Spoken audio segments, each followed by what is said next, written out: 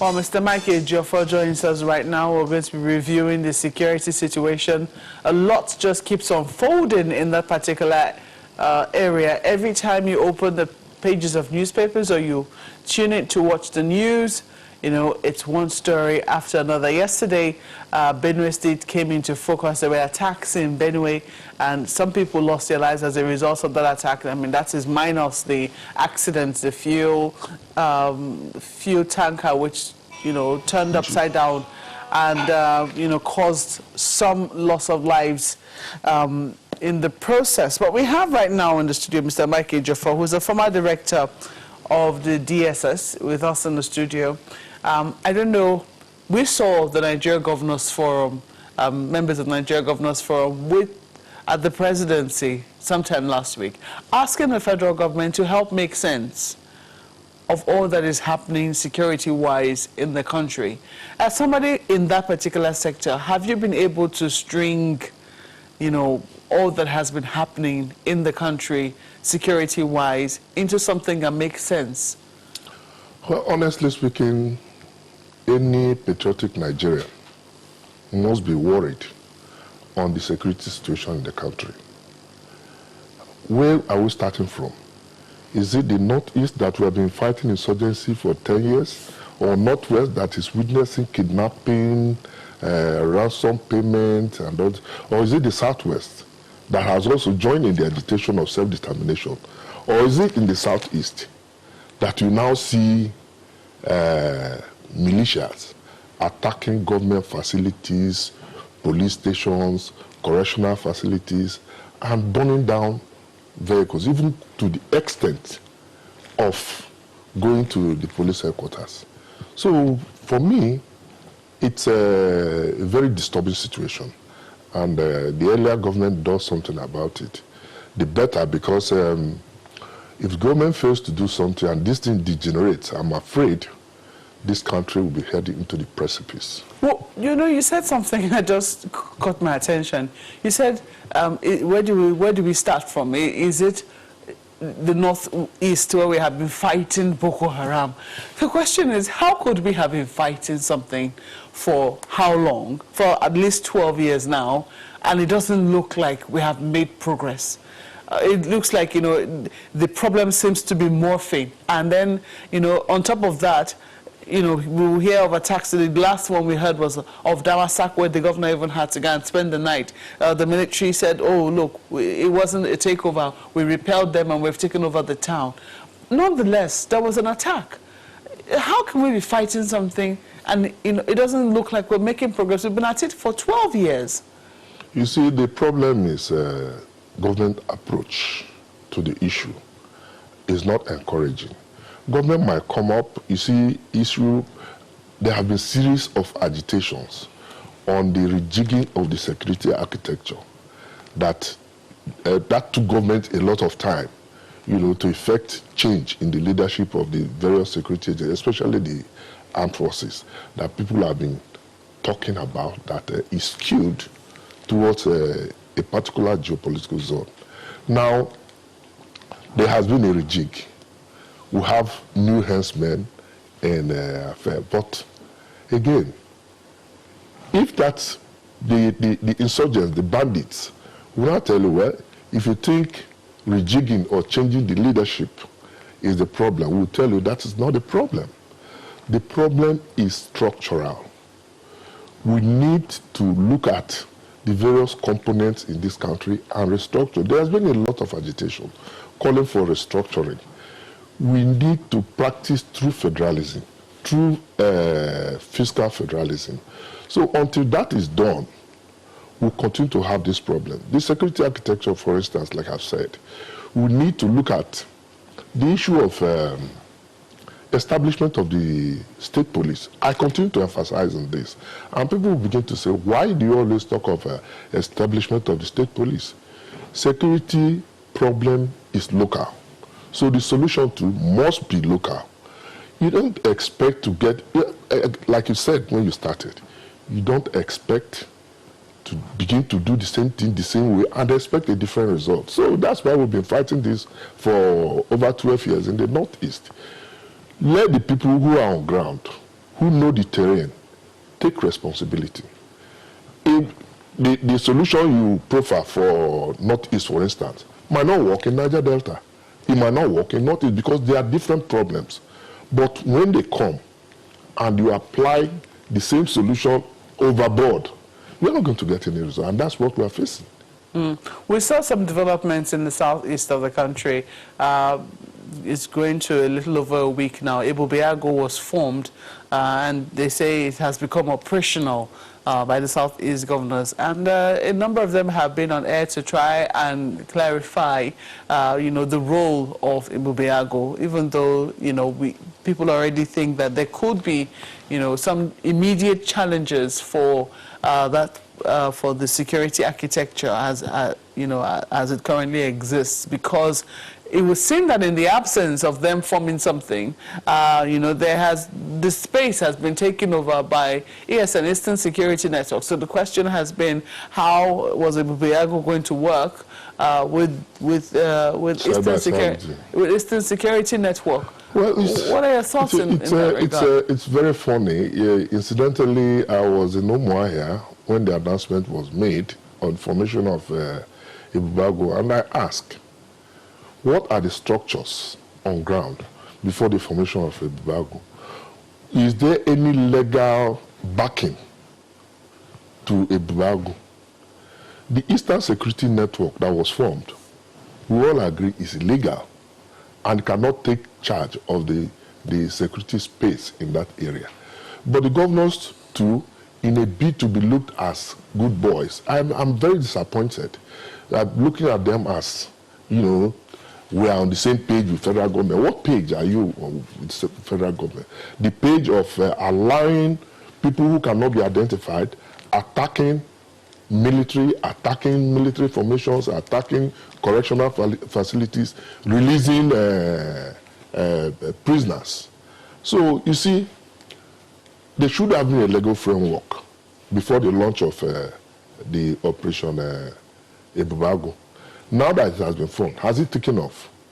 Where are the logistics? They say it has. Where are the logistics? And some people will say, but that's not how it works in the southwest. No, in the southwest, when the Operation Amotekun took place, the whole state government backed it up by law.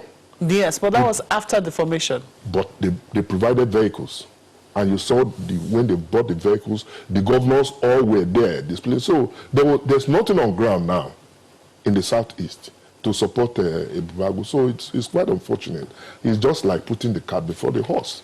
What is unfortunate? The idea of Ebubeagụ? Both the idea, the concept, and everything. It's not what you're thinking of. It's not. Well, when you say state police, it's not what you quite have in mind. No. You see, what they are trying to do is like involving community policing. But if you go to the southeast, I can tell you, right from, I travel by road from Delta to Umuahia, right from Onitsha to Umuahia, you will not see a single police or military checkpoint. And what does that tell you? Our military forces have been awed. They have been intimidated, going out of the field because of these people. So, and what you see in various communities are vigilantes taking charge of responsibility. And you see that apart from Eastern Security Network that is now wreaking havoc, which they have denied, but I don't believe it. I believe that there are people behind it. If you go to various communities, you see vigilantes taking charge of security in that. You don't have, apart from this agitation from the Eastern Security Network, IPOB, you hardly can see any criminal activity.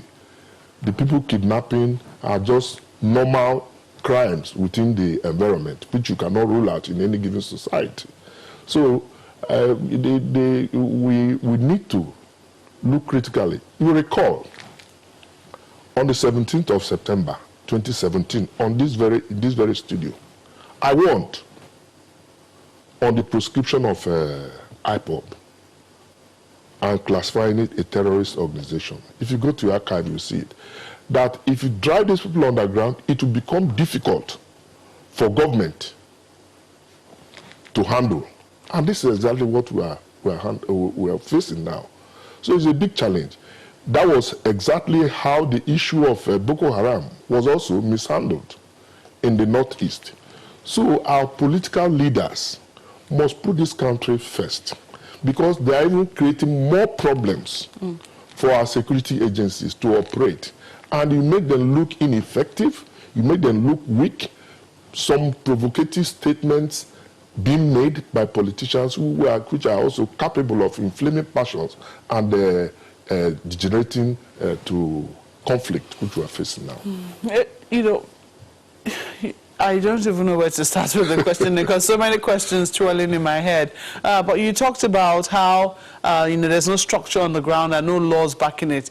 A number of them said, "Oh, we're going to be relying on vigilante network," which you already say you saw. Who knows? Maybe that's what they're referring to as being part of what is the structure that already exists on the ground. Because a number of them said, "Oh, in Enugu, for instance, you have forest guards. Yes. In Abia State, you have homeland security or something to that effect." So they already have some sort of network that already takes care of security internally in their state. What they're now saying is that we're going to leverage that to do Ebube. How are you going to coordinate them? This thing should have been put on ground before launching the Operation Embargo. That's the point I'm making. I'm not saying, in fact, most of those vigilantes are not controlled by government. They are not paid by government. They are controlled by the various communities. And that is what security is all about. It must be localized. The problems there are local, and the solutions must be localized. I'll give you an example. I'll continue to emphasize this. You bring policemen, soldiers from the Northeast and deploy to Southeast. One, they don't understand the language. There's cultural difference. There is even no confidence to even volunteer information. So how do you expect to work? It's funny. It's funny. So I'm still trying to make sense of all of that. So when the governors met with the presidency, we haven't heard from the side of the presidency whether it's something that the outcome of the meeting is something that we're going to be expecting sometime soon. Because when they say, "Oh, help us make sense of all that is going on in the country," and you have been able to state the different challenges that we're facing in each locality in the Northeast, the problems are different. In the Northwest, banditry seems to be calming down somewhat. Do you think it's as a result of any? It's not coming down. It's just not in the news. There's a law, especially in the Northwest. We're observing fasting now. So that's responsible for what we think there is a law in the issues of banditry, especially in the Northwest, where it is very prevalent. You think the fast is responsible for the law? Oh, yes. Some of them too pray. They are religious people. They are not, they don't come from the sky. At times, they also want to pray to God. Even an armed robber going will pray to God to save him from his operations. So it's not right. It's all very, should I say, dampening. I mean, the fact that this is not owing to any security, will I say, onslaught on the bandits. This is as a result, but that's what you say. It's as a result of the fast. It's the result of the fast. You can see there's not so many attacks, not even in the Northeast, apart from Borno, for instance, where you have communal attacks and a few places. Yeah, we saw a situation in Adamawa yesterday where I think the SGF went to visit some communities there affected by I think it was some attacks on those communities as well. But looking on the whole, I mean, if you were sitting, I don't think that you have the sort of information that the president has about the country. However, if you were just sitting and observing from the different areas, of this country and the challenges that are coming from the different areas, what would you be prescribing to the governors to be doing in their zones? Because at the end of the day, he cannot do it all by himself. Yes, we have the police that he's giving them mandates over and over again to do what it is that they can. What would you be proffering as a lasting solution? It might not materialize overnight, but something that, you know, would help and also give confidence to Nigerians that indeed somebody is in charge of security in the country. You see, the concept of regional security is very good, but it has its own limitations. The advantage it has is that you can go across to other states, and if it's well coordinated, you cannot cross borders just without being detected. There must be a combination of all the security networks within the various geopolitical. So you can see that because of the structured nature of Amotekun, there's a law, even though it's not, there's no society without crime. But you can see that in the southwest, it has gone down because of the structure, and you have seen arrests being made by Amotekun, and a few of them that are effective. So it's a good concept, but what I'm saying, the point where I differ from the Southeast governors is that there's no structure on ground. There's no structure on ground. The operations, they are not completely defined. So it's not going to work. So should the president be encouraging the formation of regional security outfits? The president should not be encouraging. The president should send a bill to the National Assembly to enable us to have state police. The fear people are expressing is that it will be abused. And I ask, the present Nigeria police as it is it not being abused? There's law. That's why the law is there. If you abuse the law, the law will take care of yourself. So we cannot continue this way and expect a positive result. Honestly speaking, that's my view. Some people have said that, okay, maybe one of the reasons why we're also saying it's not yet where that the security situation could escalate. They're also tying it to politics, because as you might have noticed, you know, politicking for 2023 has already begun, even though we're just in 2021. And they believe that there could be an uptick as, you know, 2023 approaches. For a number of them, they say that the security architecture as it currently is operating, you know, could be helping. However, they wonder whether those security outfits, the vigilantes and what have you, will still be for the purpose of security as elections approach. What are your thoughts on that? If we don't get these things right before 2023 election, if we don't get all these things sorted out, the various security challenges in the various geopolitical zones, if we don't get them sorted out before 2030, I can assure you, I'll predict there won't be election. There will be crisis in this. There will be anarchy in this country. So we need to sort out these things before let us talk about this country before talking about elections. If we continue like this, there won't be election in 2023 because of series of agitation. 2 days ago, you saw what happened in Ibadan. Even though I saw Chief Okpade this morning that he's not talking about separatist movement, but restructuring. Everybody's asking of us, so what is holding us from restructuring the country? There's no state in this country that cannot survive on its own. But because of what people call this feeding bottle approach, at the end of the month, everybody runs to Abuja to collect money. It makes states very lazy. Otherwise, they look inward. It's all a big problem. As we wrap up now, I wanted to quickly ask you, there have been issues, questions raised about the screening of current Minister Mr. Asa Pantami. I don't know whether you have had cause to also take note of the controversy and what role the DSS, I mean, is this something that could have skipped their own perusal or their own screening of the current minister? Well, you see, honestly, I am not the spokesperson of the SSS, but I can tell you that it will be difficult for that information to have passed the State Security Service. They must have it on record of his sympathy for Al-Qaeda and some of these terrorist organizations. Yes. What is vetting? Vetting is to look at the suitability or otherwise of any political appointee. Now, if the State Security Service, for instance, submits a report on an individual to government, and government fails to act on it, who is to blame? You are a witness to issue of Magu, where the Senate rejected 3 occasions. But he remained in office until government found it necessary to remove him.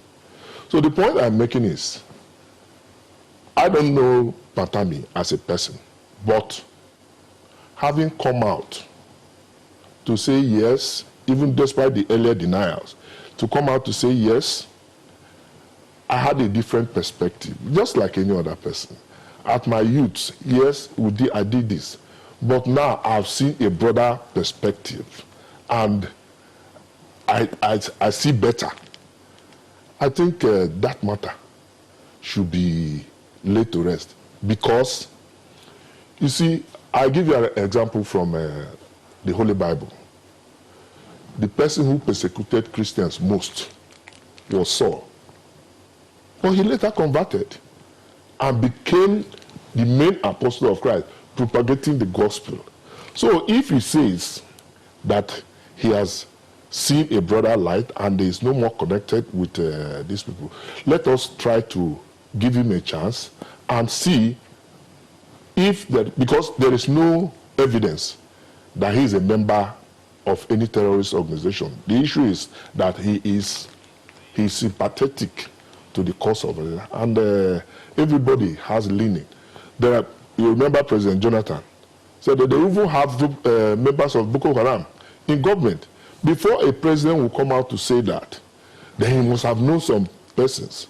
So what I believe that the State Security Service, if they didn't have the information, which I very much doubt, is to monitor him and see how he can be saved. But to say that because he was linked to a terrorist group, which cannot be established in the realm of speculation, I think is dissipating energy. We will have more challenges. We will have more security challenges that would. This to me, even though it's fundamental, is distracting.